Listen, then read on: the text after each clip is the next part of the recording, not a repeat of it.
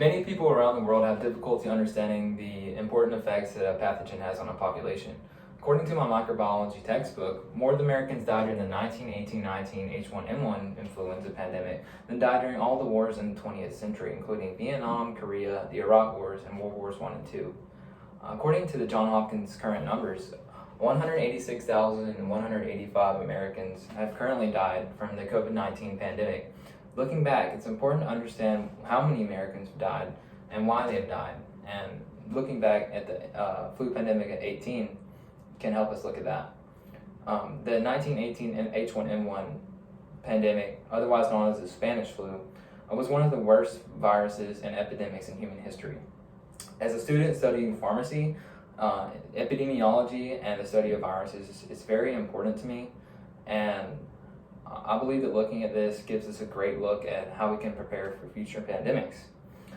The 1918-1919 flu brought the world to a halt, and it's important to compare the challenges that we faced then to the ones we do now. One of the greatest impacts from the flu pandemic was from the spread of the virus from World War I.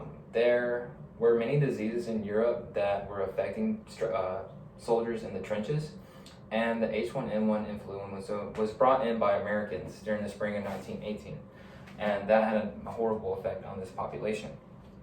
20 to 40% of the United States military actually contracted the disease, and subsequently either the disease or pneumonia.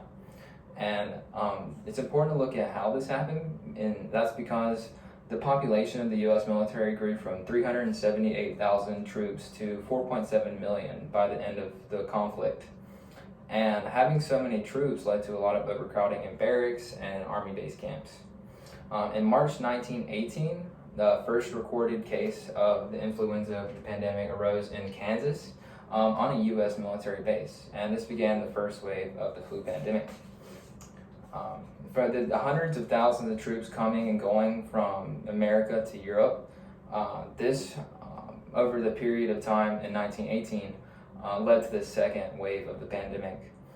There was a lot of healthcare strain due to many doctors and nurses having to leave the country in order to go to fight in Europe, and this led to a great strain on the healthcare system of the nation, according to the CDC.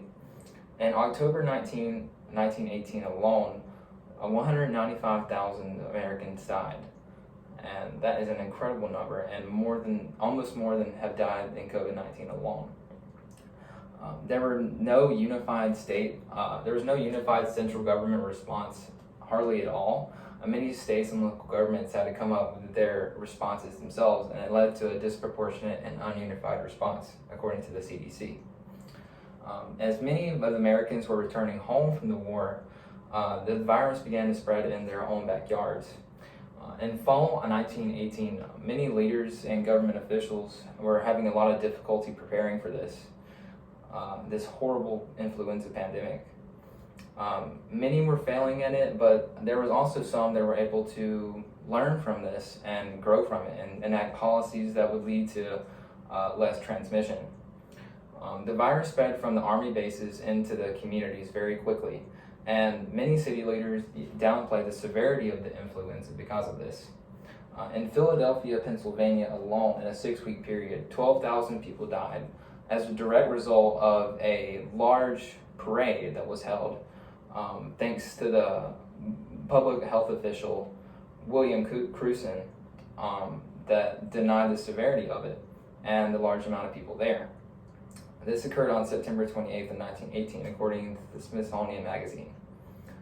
However, on the other hand, San Francisco, California enacted a policy that would fine people $5 for not wearing their face gauze in public.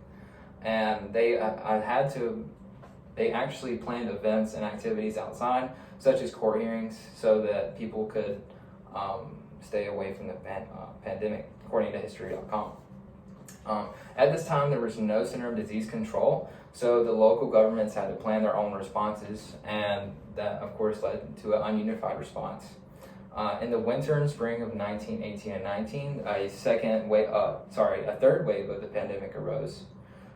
During December, officials most local officials kind of began to understand the importance of education programs that were that would spread the danger of coughing and sneezing, according to the CDC.